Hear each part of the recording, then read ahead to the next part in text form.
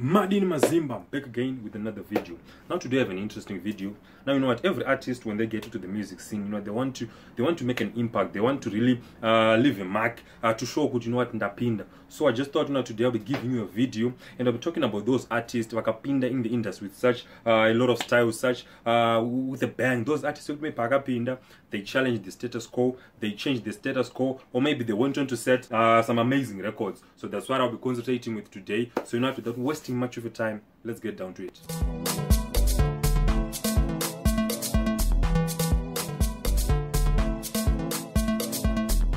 So as you'll be watching this video, you are going to find out that a lot of the artists I'll be talking about are those artists from the urban music kind of scene. And that is because, you know what, as a 90s kid, I've managed personally witness, you know, the impact and influence that those certain artists I've had on the music industry. But you know, to make it a bit more interesting, I'll be mixing it up. So the first artist I'll be talking about is Baba Chamu Leonard Karko-Gajagata. Now you know, this guy is one of the best wordsmiths we have in the music industry today. His tracks are just so charged. His lyrics, you know, they cut really deep. You know, to end that title being one of the best wordsmiths from his very first album, which is Maruwa Enyika, which came out way back in 1994. Now this album was very good. It was very politically and socially charged, and it went on to sell more than 100,000 copies. And you know what, Baba Chamu, then you know what, he broke the record for being the youngest artist to sell more than 100,000 copies. So you know what, he just entered the scene with so much power, so much style. Now the next artist I'll be talking about is Baba Sharo, and that is Alec Macheso.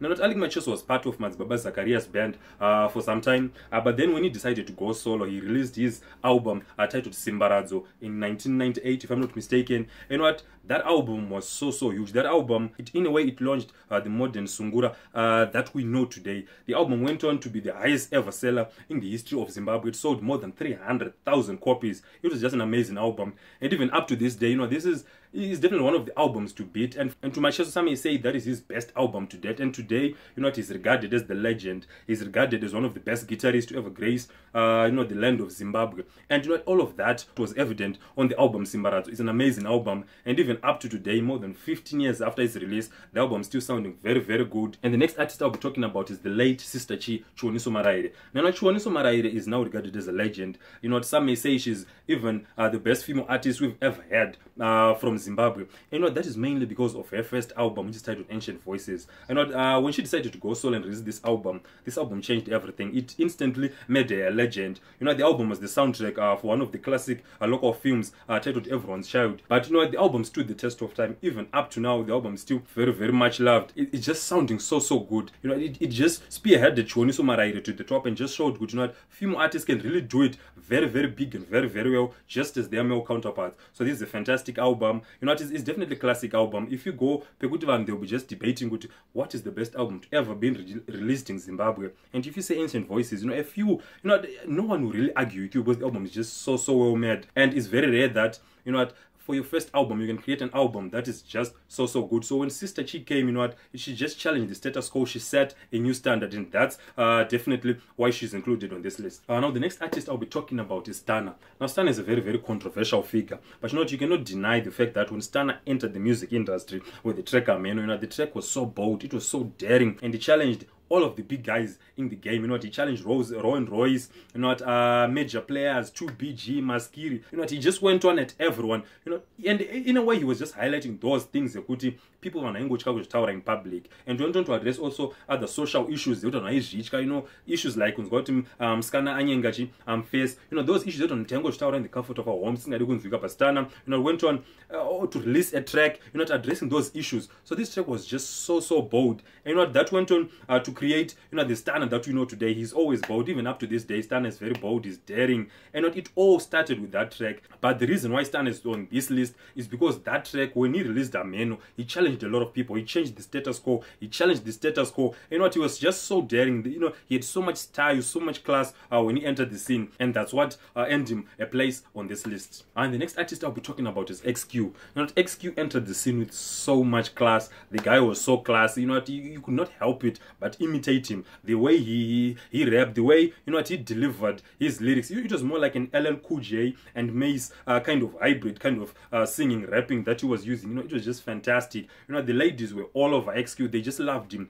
You know, the track Msalala is definitely an iconic track. A lot of people, even up to this day, they just love that track. You know, back then, when it was released in the early 2000s, anyone, you know, I'd tracked Msalala, anyone who was trying, you know, to get into the rapping game, you would use this song, you know, because the way he just organized it, the way it was structured, it was just made so well. And this is an iconic track because, you know, it came at a point where Msalala was just, you know, the issue of Msalala was gaining a lot of traction. You know, the track just fit perfectly into a lot of the young people in Zimbabwe, and it launched XQ's career. And from then, you know what, even up to now, XQ is known as this cool rapper, this guy who's just oozes swag. He doesn't even like use a lot of effort. You know, it seems effortless when it's being done by XQ. You know, it just oozes that style. And this track Msalala was the track, you know, that introduced him to us, and that set the image and the brand that XQ is today. Now, the next artist or group that I'll be talking about is Extra Large. Now, I know a lot of people are saying Extra Large, Extra Large, those guys are pera. Yes, you know,